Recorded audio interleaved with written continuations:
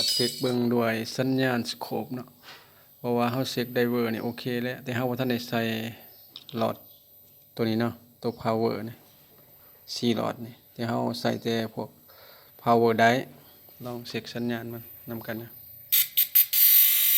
ถือว่าโอเคสัญญาณออกไปเนาะเฮาต้องได้ป้อนสัญญาณตัวนี้เข้าไป